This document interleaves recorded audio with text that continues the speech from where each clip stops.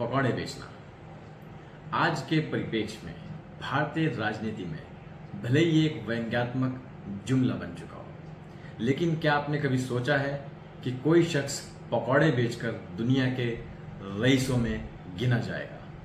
क्या आपने कभी सोचा है कि पकौड़े बेचकर एक शख्स अपने बिजनेस की शुरुआत करता है और वो एक पूरा क्रिकेट वर्ल्ड कप स्पॉन्सर कर देता है? जी हां दोस्तों, आपने बिल्कुल ठीक समझा। मैं बात कर रहा हूं धीरज लाल हीराचंद अंबानी यानी धीरू भाई अंबानी की। दोस्तों, आज के बिजनेस हीरोज की इस वीडियो में मैं लेकर आया हूं आपके लिए धीरू भाई अंबानी की लाइफ स्टोरी। जैसा कि आप जानते हैं, हम लेकर आए आपके लिए बिजनेस हीरोज की एक पूरी सीरीज, जिसमें हम इंडिया के बिजनेस हीरोज को आपके सामने लेकर आ रहे हैं, आपसे रूबरू करा रहे हैं। इस सीरीज की सभी वीडियोस हमारी प्लेलिस्ट बिजनेस हीरोज में अवेलेबल है। आप जाकर के सारी वीडियो वहां पर देख सकते हैं। चैनल पर अगर आप नए हैं तो चैनल को सब्सक्राइब कर लें, बेल आइकन को प्रेस कर दें, जिससे कि कोई भी वीडियो आपसे मिस ना हो। चलिए शुरू करते हैं आज की वीडियो धीरू भाई अंबानी की कहानी। 28 दिसंबर 1932 गुजरात के जूनागढ़ डिस्ट्रिक्ट के चोरावड़ में हीराचंद गोवर्धन भाई अंबानी के घर बेटा पैदा हुआ। नाम रखा गया धीरज लाल हीराचंद अंबानी, जो बाद में बड़े होकर धीरू भाई अंबानी के नाम से जाना गया। धीरू भाई अंबानी 4 भाई बहन थे। शुरुआती जीवन काफी तंगी में गुजरा। धीरू भाई अंबानी की पढ़ाई ज्यादा नहीं हो पाई, वो केवल 10वीं तक ही पढ़ पाए पारिवारिक तंगी के कारण। उसके बाद उन्होंने पास के ही एक तीर्थ स्थान में पकौड़ियां बेचना शुरू कर दिया। वहां आने वाले श्रद्धालुओं को वो पकौड़ी बेचते थे और उससे अपने घर का खर्च चलाते थे। लेकिन चूंकि वहां पर श्रद्धालु सीजनली आते थे, कभी कभी आते थे, जब ज्यादा श्रद्धालु आते थे तो वो बिजनेस ज्यादा अच्छा चलता था। इसी वजह से धीरू भाई अंबानी का उस बिजनेस में मन नहीं लग रहा था। धीरू भाई अंबानी 17 साल की उम्र में 1949 में अपने भाई रमणीक लाल के पास यमन चले जाते हैं और यहां पर धीरू भाई अंबानी नौकरी करते हैं पेट्रोल पंप पर। वो मजदूरी करते हैं 300 रुपए प्रति माह पर। लेकिन जल्द ही धीरू भाई अंबानी अपनी काबिलियत के दम पर उस पेट्रोल पंप के मैनेजर बन जाते हैं। यहां मैं आपको धीरू भाई अंबानी से जुड़ी 2 कहानियां सुनाऊंगा जो यमन के बारे में उनकी बड़ी मशहूर है। धीरू भाई अंबानी जब पेट्रोल पंप पर काम करते थे तो वो और मजदूरों के साथ चाय नहीं पीते थे। मजदूरों की चाय 25 पैसे की मिला करती थी।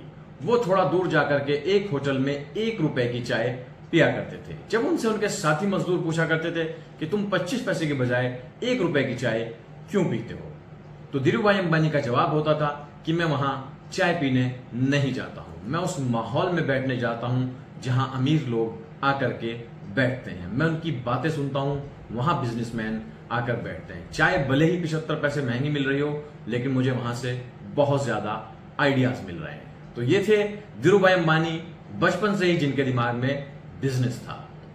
यमन का ही एक और मशहूर किस्सा है। धीरू भाई अंबानी जब यमन में रहा करते थे तो यमन में उस वक्त चांदी के सिक्के चला करते थे।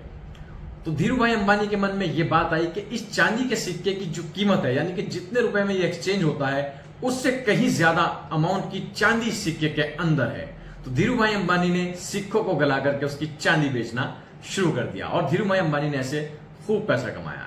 उसके बाद यमन सरकार को इसके बारे में पता लगा तो उन्होंने इस पर रोक लगा दी। 1954 धीरू भाई अंबानी वापस इंडिया आते हैं बहुत सारे बिजनेस आइडियाज लेकर के और अपने कजन ब्रदर के साथ मिलकर वो बिजनेस को स्टार्ट करते हैं। और बिजनेस क्या करते हैं, वो पॉलिस्टर को इंपोर्ट करते हैं और मसालों को एक्सपोर्ट करते हैं, क्योंकि यमन में रहकर वो ये जान चुके थे कि मिडिल ईस्ट में भारतीय मसालों की बहुत ज्यादा डिमांड है और इंडिया में पॉलिस्टर की। तो उन्होंने इसी बिजनेस को आगे बढ़ाना शुरू कर दिया। 1965 आते आते उनके कजन ब्रदर के साथ उनकी पार्टनरशिप खत्म हो गई। साल 1966 ये वो क्रांतिकारी साल था जब रिलायंस की दुनिया पूरी तरह से बदल गई और धीरू भाई अंबानी ने फैसला किया कपड़ा मिल लगाने का।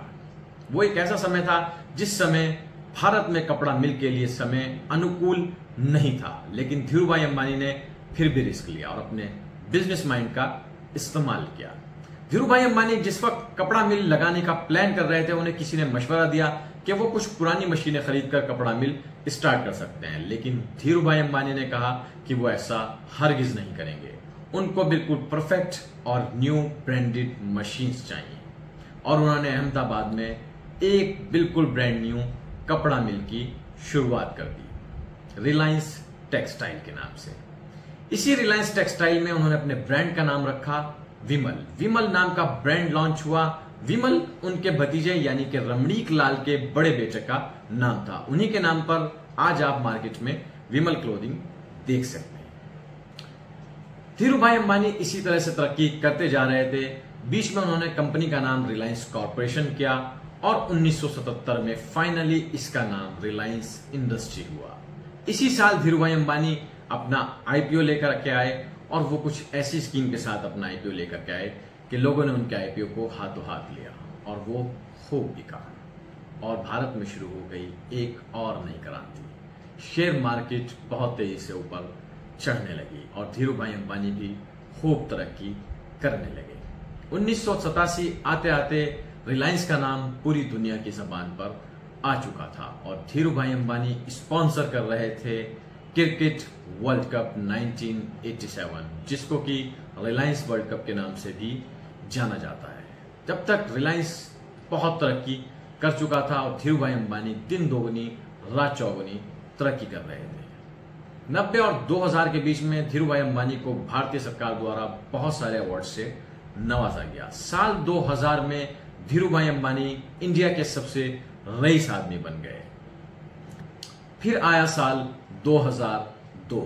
भारत में यूं समझ ले कि टेलीकॉम क्रांति का ये साल माना जाता है, क्योंकि रिलायंस टेलीकॉम इंडस्ट्री में कदम रख चुका था और इसने टेलीकॉम के टैरिफ बहुत ज्यादा घटा दिए थे और हर आदमी के हाथ में मोबाइल फोन नजर आने लगे थे। धीरू भाई अंबानी का कहना था कि बड़ा सोचो, जल्दी सोचो, बड़े सपने देखो, क्योंकि जो सपने देखते हैं वही उनको पूरा करने की जद्दोजहद करते हैं। ये वाकई अपने आप में बहुत गहरी बात है। 6 जुलाई 2002 ये वो दिन था जब भारत के इस लाल ने हार्ट अटैक के चलते इस दुनिया को अलविदा कह दिया था और जब वो इस दुनिया से गए तो उनकी कुल संपत्ति थी 62,000 करोड़ रुपए। तो दोस्तों, कैसी लगी ये वीडियो कि धीरू भाई अंबानी ने पकौड़े बेचने से अपना सफर शुरू किया और जब वो इस दुनिया से गए तो वो अपने बेटों को 62,000 करोड़ का साम्राज्य दे गए। वीडियो अगर अच्छी लगी है तो वीडियो को लाइक कर दीजिए और चैनल को अगर आपने अभी तक सब्सक्राइब नहीं किया है तो चैनल को सब्सक्राइब कर दें, बेल आइकन को प्रेस कर दें। मैं मिलता हूं आपसे अगली वीडियो में, तब तक के लिए गुड बाय, अल्लाह हाफिज।